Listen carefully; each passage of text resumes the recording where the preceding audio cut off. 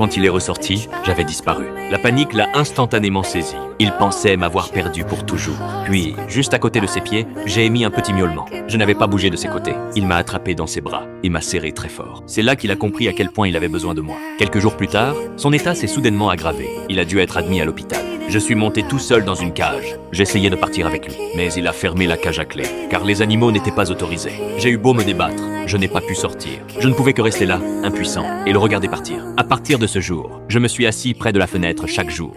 Je l'attendais, jusqu'au jour où sa tante m'a apporté une bonne nouvelle. Je pouvais lui rendre visite dans le jardin de l'hôpital. Dès que je l'ai vu, j'ai sauté dans ses bras. Nous sommes restés tranquillement un moment. Nous nous sommes juste regardés. Mais la visite n'a pas duré longtemps. On m'a de nouveau emmené. Je ne supportais pas d'être séparé de lui. J'ai trouvé une occasion pour m'échapper de la voiture. J'ai recommencé à errer. Je bravais la pluie et les difficultés juste pour le voir chaque jour. Je courais chaque jour vers le jardin. Il était toujours là, m'attendant avec des friandises. Puis un jour, son état a brusquement empiré. Il était allongé sur son lit d'hôpital, incapable de parler. J'ai senti que quelque chose n'allait pas et j'ai couru à l'hôpital. Mais les portes étaient fermées. Je n'ai pu que pleurer très fort. Sa tante m'a entendu et est venue me faire entrer. Je me suis frotté contre lui sans cesse. J'essayais de le réveiller. Il m'a senti à ses côtés. Et finalement, il a quitté ce monde avec un sourire. Je ne pouvais que rester tranquillement à ses côtés. Je le regardais comme si je revivais chaque instant passé ensemble. Depuis ce jour, je m'assois toujours devant cette même fenêtre, chaque jour. J'attends quelqu'un qui ne reviendra jamais.